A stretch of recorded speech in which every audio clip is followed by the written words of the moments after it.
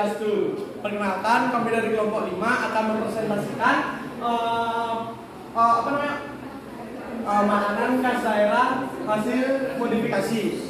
Sebelum itu, perkenalkan, nama saya Ega Dwi Forda Sukawerta Putra, absen 10. Dan saya Kak Dede Kurniawan, nomor absen 18. Saya Kak Dede Neopsari, nomor absen 16. Perkenalkan, nama saya Depamanda Sudayati, nomor absen 25. Perkenalkan, nama saya Nilo Putri Gita Perdiaswari, nomor absen 25. Kasih. Oke, presentasi pertama akan dibacakan oleh Kak Andi Kurniawan, absen. Gita. Yang pertama, kita akan membahas alasan kita memilih kue talam ubi ungu sebagai makanan khas daerah yang akan kita buat. Itu yang pertama, untuk memperkenalkan makanan khas daerah ke masyarakat luas baik lokal maupun mancanegara dengan hasil modifikasi perusahaan kami. Selain itu, kami bermaksud untuk melestarikan makanan khas daerah, mengingat saat ini banyak masyarakat Indonesia yang sudah bosan dengan makanan khas daerah. Untuk itu, kami menambahkan beberapa modifikasi seperti pada bentuknya, pada warnanya agar menarik kembali minat masyarakat untuk mencoba. Bisa dilihat,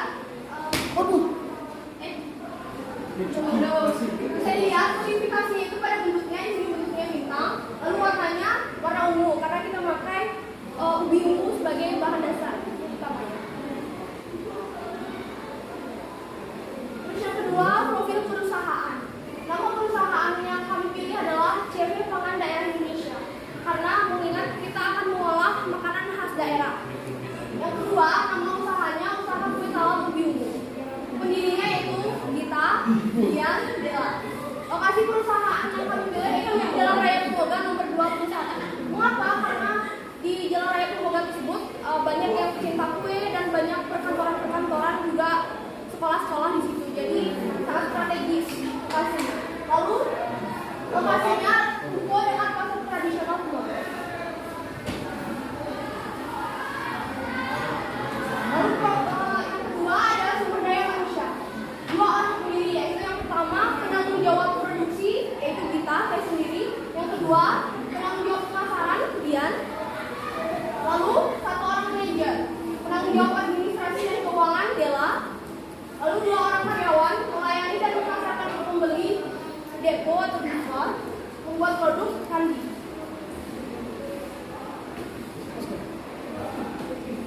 Lalu strategi pasar yang pertama adalah segmenting. Produk yang kami jual ini dapat dinikmati oleh berbagai kalangan masyarakat lokal maupun asing. Dan produk ini juga bisa dinikmati oleh anak-anak hingga orang dewasa. Yang kedua, targeting. Target yang dipilih adalah pada kalangan masyarakat pecinta kue, masyarakat lokal maupun asing. Untuk target tempat yang kami pilih adalah warung-warung, pasar-pasar, sekolah-sekolah, dan perkantoran. Lalu yang ketiga, positioning. Agar produk ini banyak disukai dan dikenali keunikannya oleh banyak orang, maka kami menginovasi dengan menambahkan berbagai bentuk pada kue talam ubi ungu ini. Mulai dari bentuknya seperti kilap, bintang, kotak, dan lain-lain. Kami juga menambahkan daun pandan di atas kue ini berfungsi sebagai hiasan agar lebih menarik pembeli. Selain itu, kami juga menambahkan lapisan putih yang berbahan baku dari santan di atas kue talam ini ungu agar berpaduan warna kue tersebut. Jika hanya berwarna ungu saja, kami rasa kurang menarik pembeli.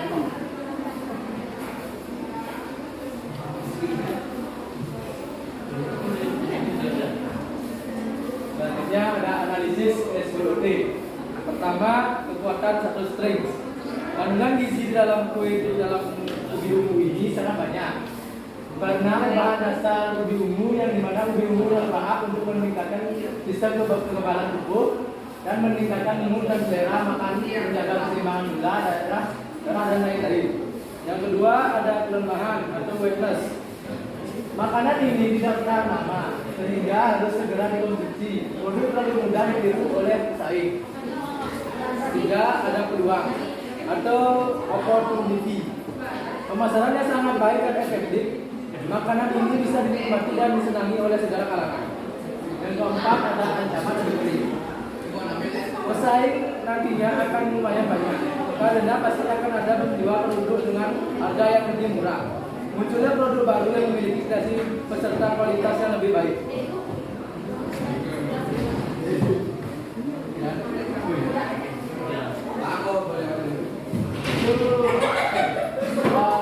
Pada tabel satu peralatan yang diperlukan untuk memproduksi kue dalam hidup banyak hari. Pertama ada jenis alatnya. Selain itu ada kue, talam, mika kecil, wadah, spatula silikon, sendok makanan, alat kukusan, panci, stapler, kompor, pisau, piring. Itu ini ada spesifikasinya. Isinya kalau cetakan di dalam itu diameternya 5 cm. Itu mika kecilnya tebalnya anti air. Itu wadahnya terbuat dari food grade. Itu spatula silikonnya anti panas dan BAV. Itu sendok makanan terbuat sumber makanan itu spesifikasinya terbuat dari sintetis steel. Itu alat kukusan spesifikasinya bahan yang cepat panas dan terbuat dari aluminium. Itu ada speaker spesifikasinya tidak keras ketika di-fret. Itu isi stapler tidak patah dan tidak berkarat. Itu kompor dilengkapi dengan kultur pertemanan. Terus pisau spesifikasi tajam dan terbuat dari stainless steel. Itu piring bersih dan terbuat dari fruit grade. Jumlahnya ada berikut ada bahan baku, bahan tambahan, panas, batu BTP, dan kemasan yang dibutuhkan dalam pembuatan kue talam ubi ungu yang terdapat pada tabel berikut.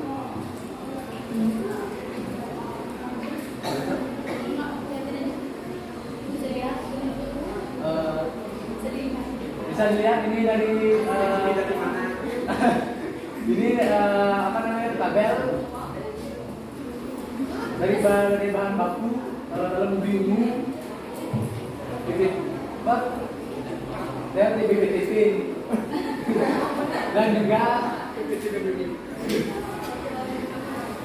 ini saya nggak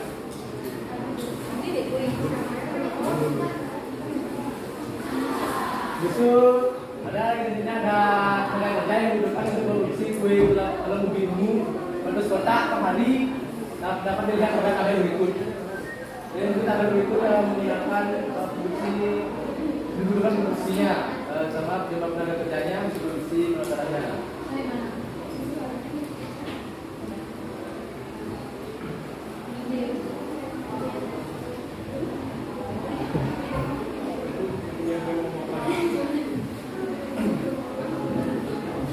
Selanjutnya ada proses pembuatan. Bahan-bahan yang digunakan bahan untuk lapisan putih, santan kelapa, tepung beras, tepung tapioka, gula pasir, vanili dan garam. Bahan untuk lapisan ungu, ubi ungu, santan kelapa, tepung beras, garam, gula pasir, vanili dan tepung tapioka. Langkah-langkah pembuatan: haluskan santan dan ubi dengan blender hingga lembut. Campur tepung tapioka, tepung beras, gula, garam, dan vanili. Tambahkan larutan ubi, aduk rata, campur semua bahan lapisan. Lalu saring, panaskan dan kukusan. Siapkan cetakan yang sudah diolesi margarin. Tuang adonan ungu hingga 3/4 bagian cetakan. Kukus selama 7 menit. Tuang adonan putih di atas lapisan ungu, kukus selama 15 menit. Setelah kue matang, biarkan dingin lalu keluarkan dari cetakan kue. Kue talam ubi ungu siap disajikan dan dinikmati. Pada proses produksi kue talam ubi ungu, alat dan mesin yang dibutuhkan seperti pada tabel tersebut.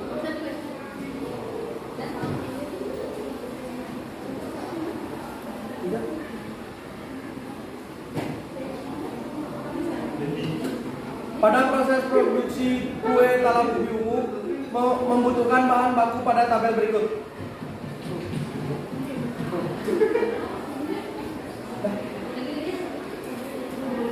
Biaya tetap kue talam ubi ungu.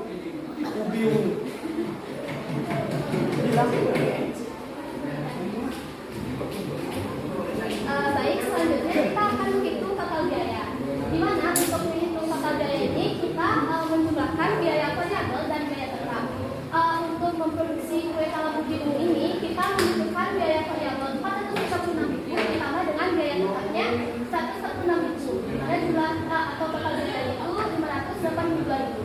Selanjutnya kita akan menghitung harga pokok produksi atau HPP, di mana kita itu membagi total biaya dengan jumlah produksi. Total biayanya itu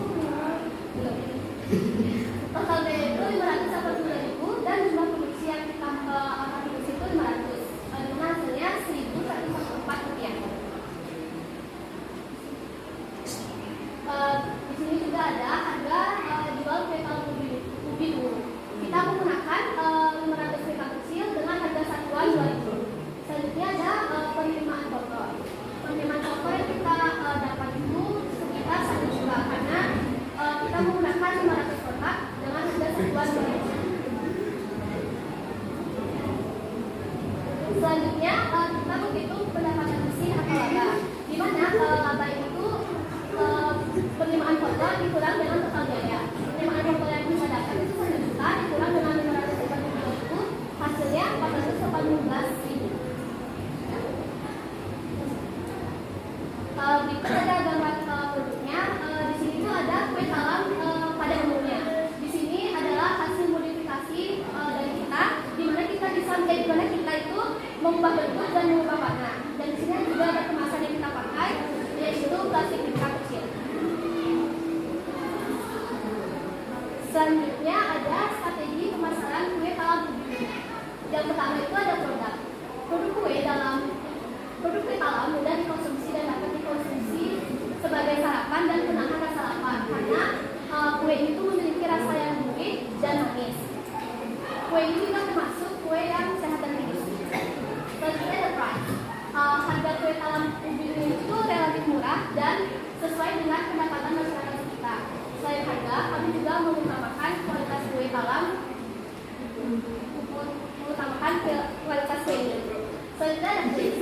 Tempat yang kami gunakan yaitu strategis dengan masyarakat pecinta kue.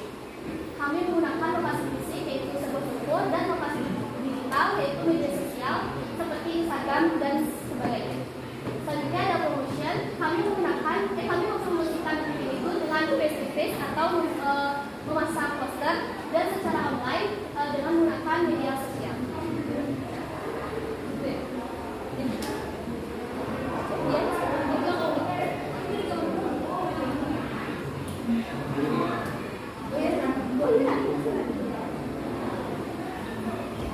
Selanjutnya ada tahapan media promosi kue talam ubi ungu. Pertama ada perkenalan. Kami mengawali promosi dengan mengenalkan produk kami ke teman dekat, tetangga, masyarakat, dan sekitar secara gratis. Kedua, ada pertemuan rutin. Pertemuan rutin pada area kecil seperti pertemuan PKK di Pemogan, pertemuan STT di Pemogan. Yang ketiga ada poster. Poster kami pasang poster mengenai desain dan diskon untuk lebih menarik pembeli. Keempat, penjualan kreatif. Kami menggunakan sistem menjawab soal pada grand opening.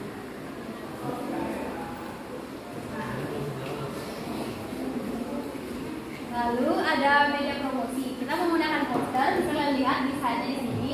Kita memperlihatkan produk kita. Yang ini kue talam yang sudah dimodifikasi, sedangkan yang ini sudah dimodifikasi. Sedangkan di poster itu juga ada harga dan untuk menarik pembeli dan juga menambahkan tulisan ada promo dari tertentu. Dan jangan lupa menambahkan nama produk kita menjadi yang paling atas atau menjadi yang sumber utama.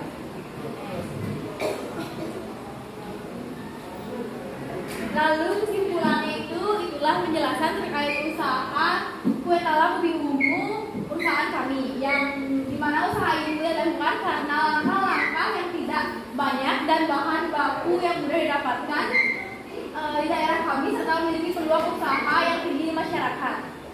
Selain itu, usaha ini bergizi dan sehat tubuh dan dapat meraih keuntungan yang lumayan besar. Lalu sarannya itu ada, dan perencanaan usaha kue talam ubi ungu ini diharapkan masyarakat untuk mencintai makanan khas daerah dengan hasil modifikasi yang telah kami buat. Dengan ini, makanan khas daerah bisa meningkatkan eksistensinya dan terkenal di mata masyarakat. Selain itu, dapat membantu perekonomian Indonesia dengan terbentuknya lapangan pekerjaan baru lewat usaha kue talam ubi ungu milik perusahaan kami. Dan perusahaan kami bisa menjadi tempat masyarakat untuk mendapatkan pengalaman dan berwirausaha makanan khas daerah mereka.